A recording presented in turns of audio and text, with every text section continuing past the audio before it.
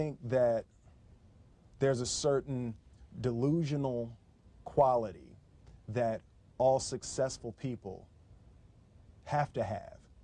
You have to believe that something different than what has happened for the last 50 million years of history. You have to believe that something different can happen. Yeah, it's almost a kind of innocence. Absolutely. In other words, if you knew how difficult it was, right, you would have never gone down that path. Absolutely. You know, if somebody had said to Ali, no one can beat this guy. He's this much stronger, he's this much bigger, he's got that much bigger punch than you do, and he believed that, he would have said, you got to have an innocence that somehow. Absolutely. You know, I think that's a huge part of me, because, and I say to my friends all the time, and we laugh about it, I truly, honestly, as I sit here before you right now, as honestly as I can say it to you, I truly believe that I could be the president if I wanted to.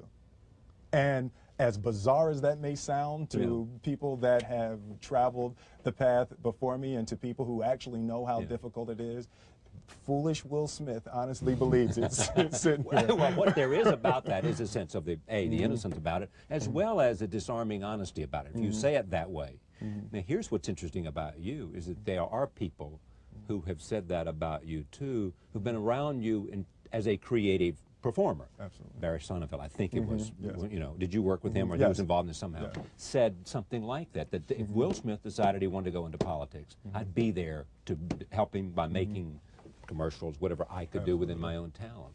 Which raises the interesting question, is that something that at some point in your life you might think about, politics? Well, you know, I absolutely feel that there are certain gifts and certain talents that God has blessed me with, that it would be spiritually criminal to only use to make money.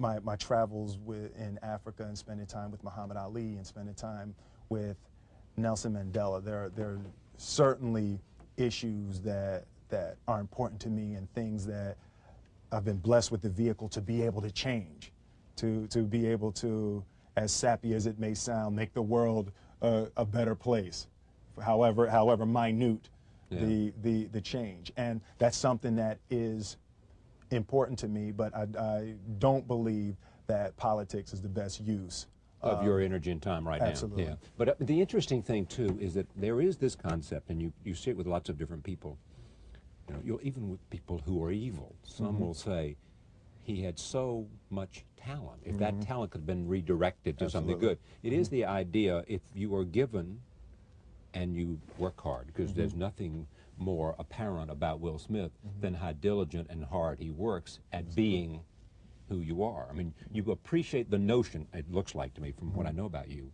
of understanding that you have to be prepared in order to maximize the possibilities of gifts, right? Absolutely. And I believe, and I learned very young. From parents? From my parents, absolutely. That you don't try to build a wall. You don't set out to build a wall. You don't say, I'm going to build the biggest, baddest, greatest wall that's ever been built.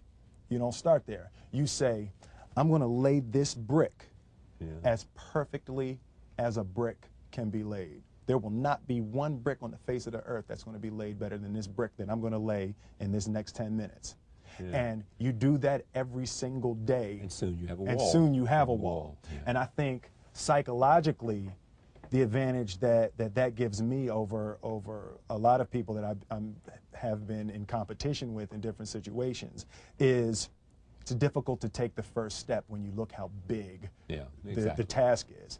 The task is never huge to me. It's always one brick. Me too. I mean, it is amazing how people are paralyzed from doing anything because they can't take the first step. Whereas you just say, look, all I'm doing is laying this one brick. I am not building the Great Wall of China here. Absolutely. I'm putting a brick here, and I'm going to have the best brick I can. Your father, I think I read, had you and your brother work on a wall of some kind? Yeah.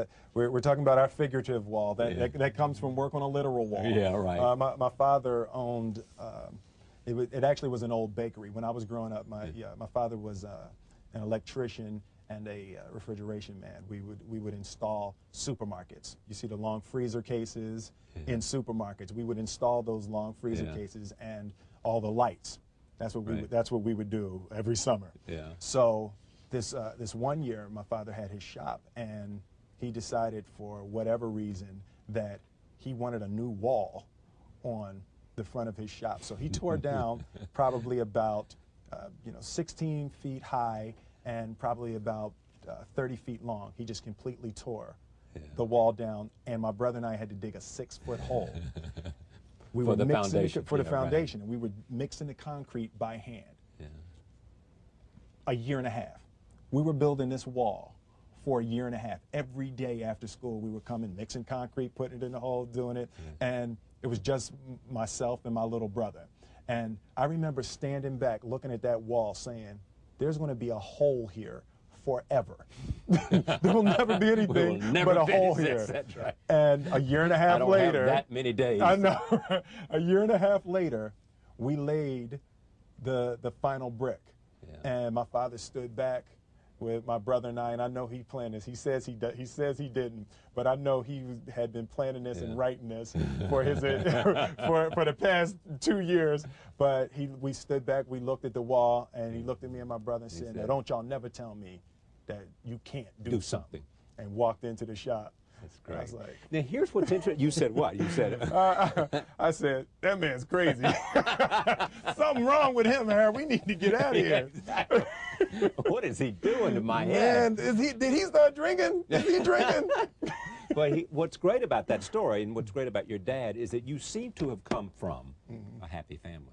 Absolutely. Well, fairly. Reasonably. Reasonably. Yeah. He's a little crazy. This thing about walls. Yeah, he's a little, Yeah. it was, But generally, there was no great, yeah. you didn't have the kind of conflict that Ali had.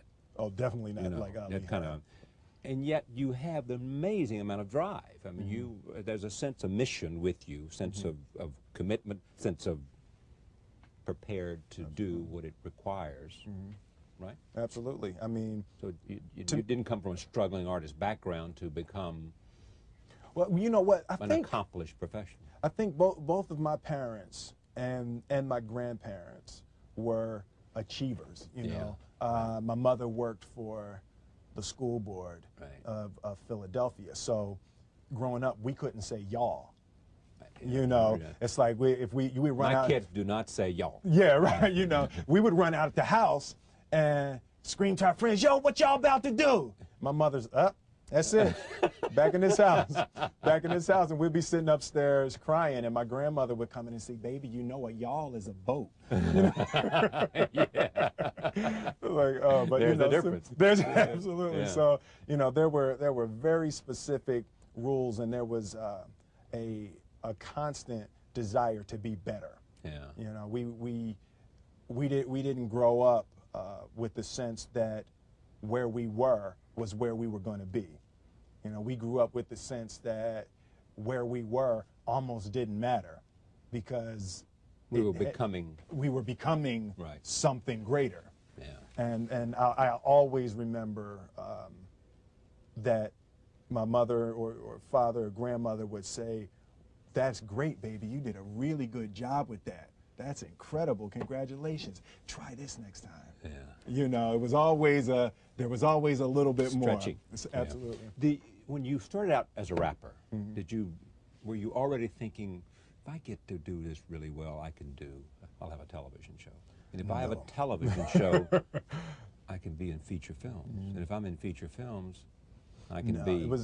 For me, it was always, my biggest dream coming up was I wanted to hear one of my records on the radio. That was it? That was it. That's what I wanted to do. I wanted to hear one of my records on the radio. And I wanted to see someone hear my record on the radio. And in June 1986, I saw a guy ride past my father's shop, you know, dropping his head, you know. So from that point, I've really been beyond my dreams. And even with the first Grammy nomination, we were we were beyond anything. We when we recorded, we didn't say, "Wow, it would be cool to be." We at just the want to hear it Grammys." on the radio. We just want to hear it on the radio, you know. Yeah. And from that point, I've been